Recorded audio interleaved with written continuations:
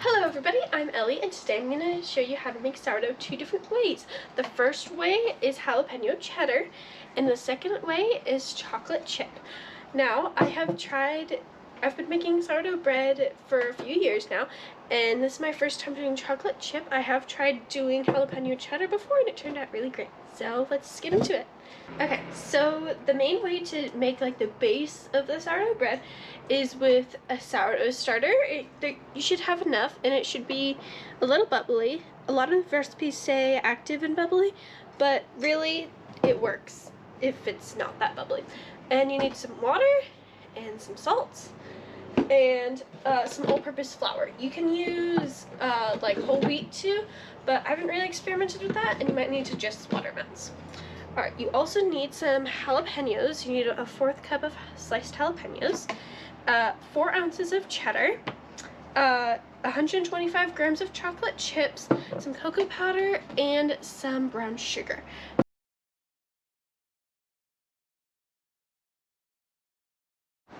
Okay, so what you're going to need is you're going to need a scale that measures in grams, 2 large bowls. You can use a KitchenAid mixer, I just prefer mixing by hand, a cutting board, a knife, a cheese shredder, and an optional glove for cutting jalapenos. Okay, now that you have everything, what we're first going to do is we're going to set our bowl on the scale and we're going to tare it.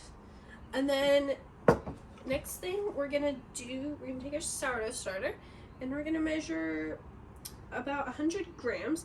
If you do like 90, that works out just as well.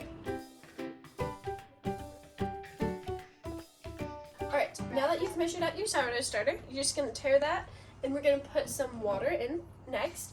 It depends a little bit on the hydration of your sourdough starter, but it's just about 250 grams. Okay, that's good. Alright, now what I like to do is I just like to mix those two together just because it makes it easier and I feel like the sourdough starter gets thoroughly incorporated. Alright, and now we're going to tare that again and grab our flour. And now we're going to do 475 grams of flour. You can do a little bit of whole wheat. Sometimes I like to do that. You might need to add a little bit more water then because whole wheat soaks up more water.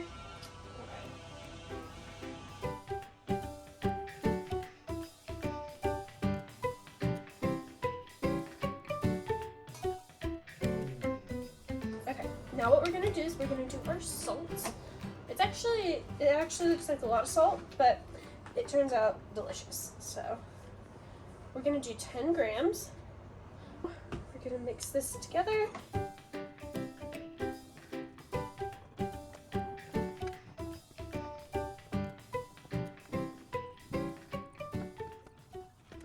Alright, now it's a little bit of drier dough and there's still some flour left. So I'm just gonna put a little bit more water in. You don't really want like a shaggy dough, you want it more like smooth and elastic. A little bit like different, a little bit drier or more wet is alright, but that's just generally what you want to aim for. It will kind of even itself out with the stretches and folds. Alright, I'm gonna need just a little bit more water. Just kind of bring everything together. So you don't want any little flour bits at the bottom of your bowl. Alright, we're almost there.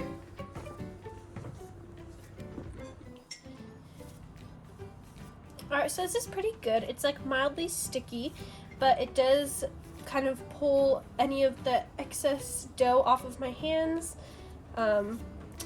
And this will kind of like, the flour will hydrate a little bit more during the stretching and folding process that we're going to do. And then it'll be like really good dough. So I'm just going to knead it a little bit more. You just knead it for like a minute, just until like the flour and the salt and the starter is all fully incorporated all in here, because nobody wants to take a bite of bread into a salt chunk. That would be really gross. Now see, this is just a little bit better now, and I think this is good, so I'm just gonna pop this into here. This is going to be my jalapeno cheddar loaf. I like to mix it into the big bowl and then put it into the smaller bowl when I'm doing a lot of loaves at once. And now we're just going to repeat the first little bit, except this time we're going to add some cocoa powder and some brown sugar.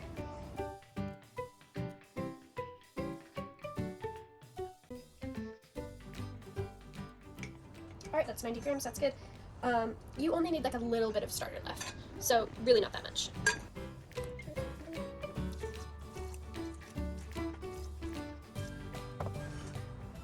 Now we're going to mix it together again. And this time we're just going to tear it, and then we're going to add our brown sugar in. I'm going to grab that, just because the brown sugar can dissolve in, and it just makes that, like, I feel like it's going to make it a better consistency and stuff. And there's sometimes when you do, like, sugar and salt, the scale sometimes won't, like, register that it's there. Sometimes you need to, like, take a good pile and, like, kind of plop it down. Sometimes also pushing down and then releasing helps it register. Alright, that's good. That's 51 grams. That's fine. I'm just going to mix that together again, just to kind of get it all dissolved and thoroughly incorporated.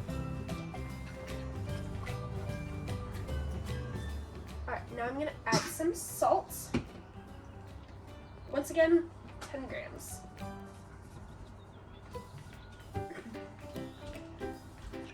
As you can tell, it's a little bit browner from the brown sugar, from the molasses in it. Tear it. And I'm going to need to wash my hands because it's very dirty and I don't like touching the lids of my different ingredients with dirty hands. Okay, now we're going to do our 50 grams of cocoa powder. I'm just going to mix it in with our liquid here, just because I want it to be able to, like, be thoroughly combined.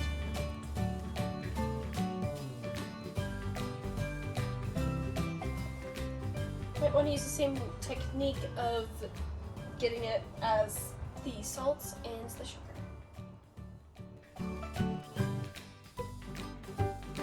If you're not a huge fan of cocoa powder, you could probably get away with doing a little bit less, especially since the scale might not register every little bit of cocoa powder.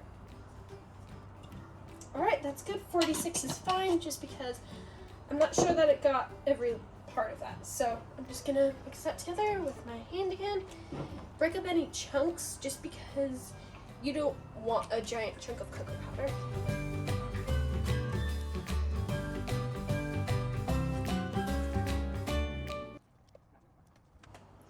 Alright, now we're going to add 475 grams of flour in, just like our last batch.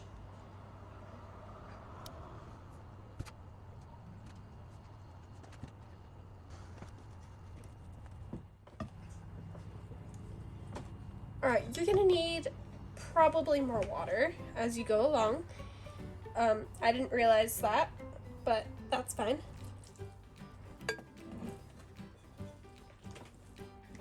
Start with a little bit because a little bit goes a long ways, and you don't want a super watery dough. You can add more flour, but it's just better if you don't have to keep adding water and flour, because then it'll kind of cancel out all of the other flavors. Alright, just make sure you get every little giant clump of flour. Just gonna want to incorporate that. Since the dough was already pretty good before I added all that flour, I'm probably going to need to add just a dash of water in,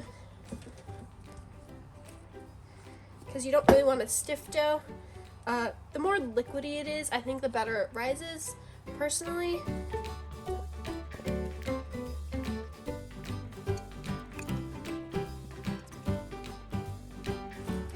Alright, this is actually a really beautiful dough right here.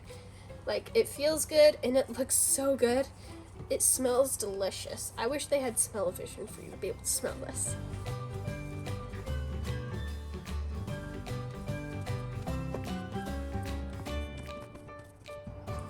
Alright, now you're just gonna knead it a little bit more. Just get it that good consistency. Right now it is a tiny bit drier, but I don't want to take the risk of adding more water and then overdoing it. So I think this will be just fine as it goes through its stretches and folds. Alright, now just form it into a cute little ball, put it in, and cover it with plastic wrap. Alright, so now you're just going to start your timer for 20 minutes. We're going to do 4 stretches and folds, and then I'll walk you through those. And personally, while we do our stretches and folds, I like to clean up my workspace, feed my sourdough starter, and for this occasion, I'm going to shred the cheese and chop up the jalapenos. Alright, now I'm going to feed my sourdough starter. I'm going to do a 1/4 cup of flour and about a 1/4 to 1/2 cup of water, just depending on my starter's consistency.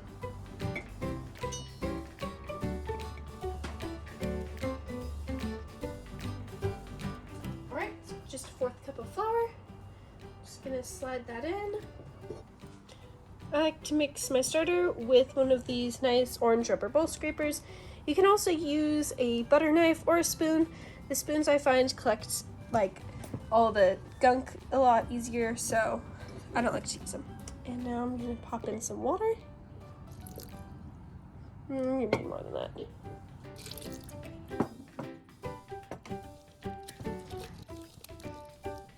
can kind of see it coming together. This is an okay consistency. It will rise, but I like to do a little bit more liquid. I'm gonna pop its lid back on.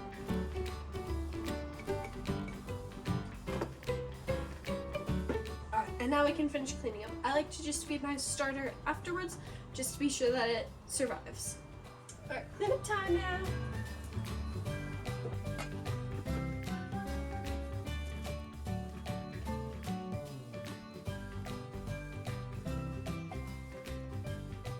Alright, now we are going to prepare our jalapenos into cheddar, and we're going to weigh out our chocolate chips. Alright, pop that lid back on. We're going to set those aside now for when we do our stretches and folds. And then now we're going to do 4 ounces of cheddar.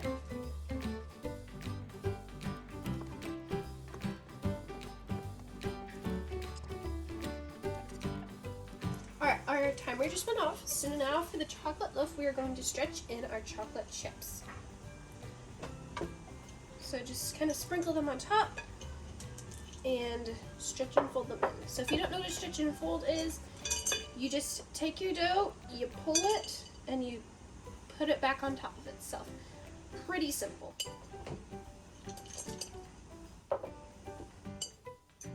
You just do that 4 times in a row for each part.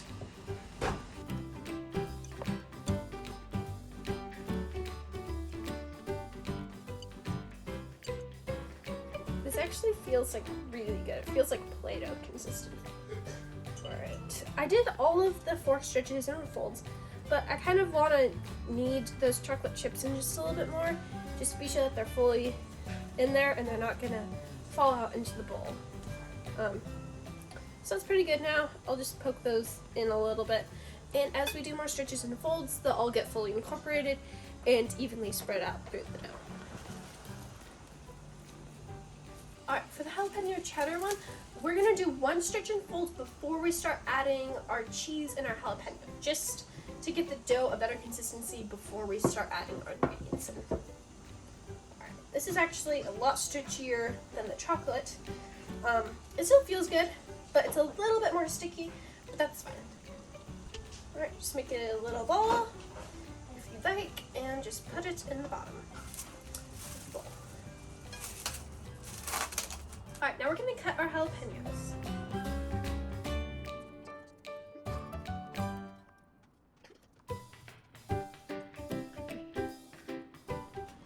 You can leave the seeds in if you'd like for a spicier taste. I personally don't really like them that much because they have such a strong spice in them.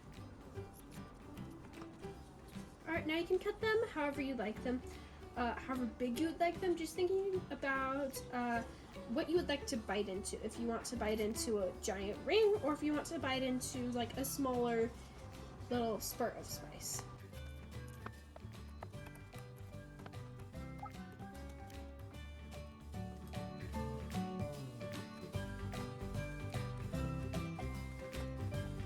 Alright, now my timer has gone off for the next stretch and fold. So now for the jalapeno cheddar loaf, we are going to add some jalapenos and some cheddar cheese. However much jalapeno and cheddar you want, just depends on your liking.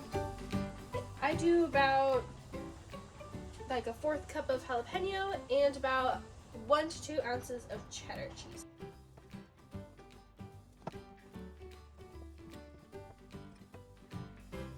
It will kind of flake off of the loaf. That's okay, you can just stab it and stretch and fold.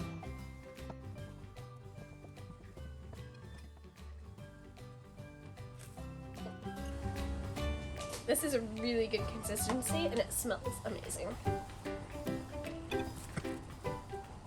If you can't stretch that far for some of the stretches and folds, that's fine. It can get really stiff.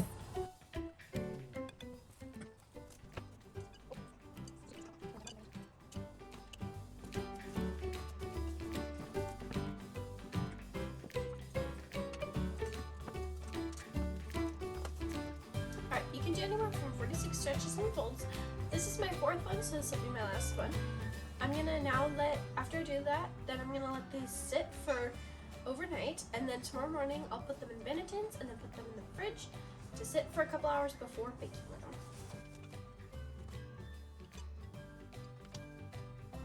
Alright, now for this one, then you want to make it into a nice, cute, tight little ball, because when we put it into the baneton, you don't want to squish all of its air bubbles out.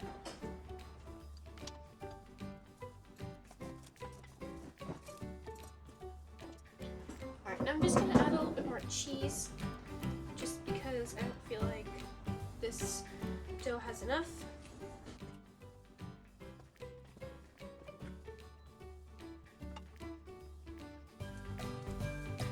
Alright, and that's it for the stretches and folds. Alright, now it's morning time, so I'm going to put these loaves in banetons and put them in the fridge for a few hours before baking them.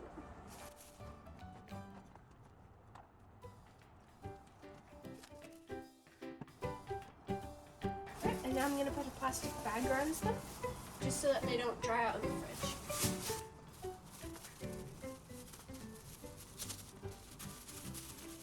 Alright, now these are going to go in the fridge.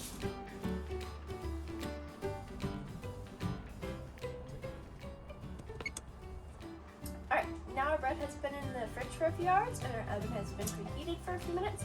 Now we're just going to score our bread and add this fun flowery design. The design is optional. I just have these and I thought it'd be fun to put some designs on top. So let's get to it.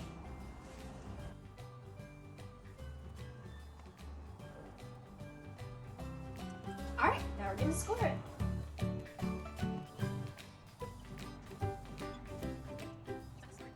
Alright, this is a more intricate design, but you can just do a few lines if you want, just to give the bread a way to expand to make it look pretty.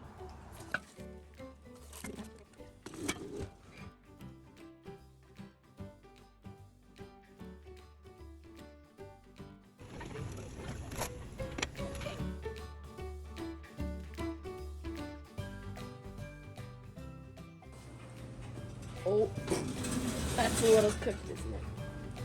Alright, so it should be like 190 degrees or so. Alright, it is 187, 188.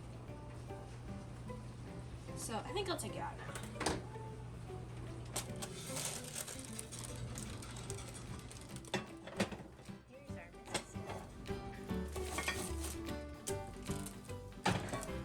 Alright, now I'll close that back up.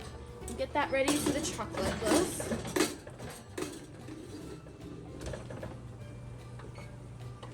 The chocolate loaf bakes at 425 degrees, so I'll have that ready.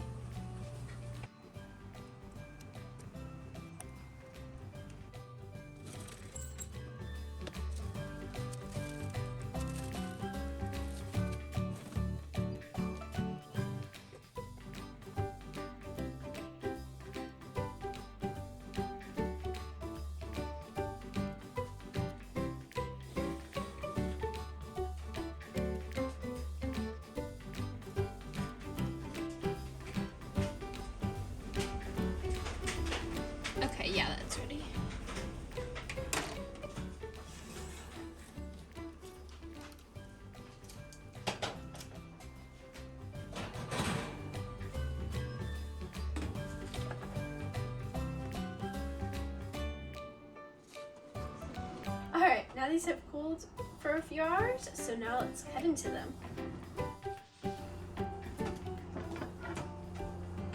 This is the jalapeno loaf.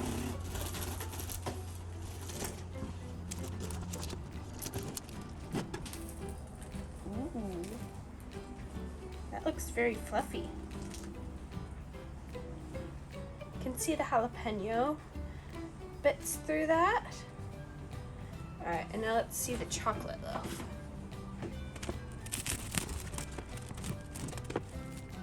Ooh, that looks good. Just gonna cut that a little bit more. So these turned out really well. The chocolate one rose quite a bit and is very fluffy.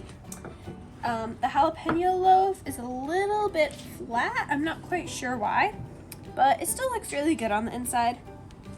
And they both look very beautiful. So now I'm gonna take a slice and taste them. We'll start with the chocolate loaf.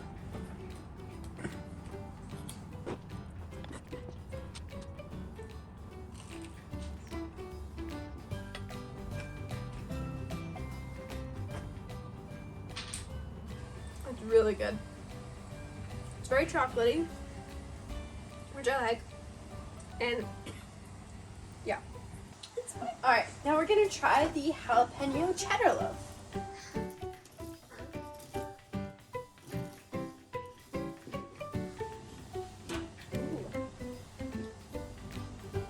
Okay, so I don't see many jalapeno chunks, so maybe it could have used a little bit more jalapeno.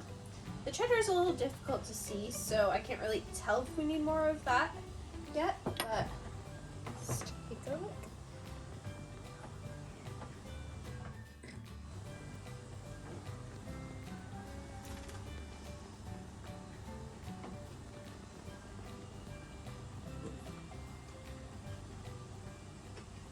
That's really good.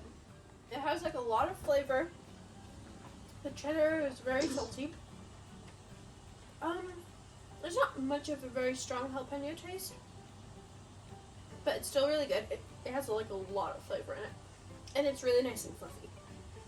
Thank you for joining me as I make these sourdough loaves. I hope you try them at home.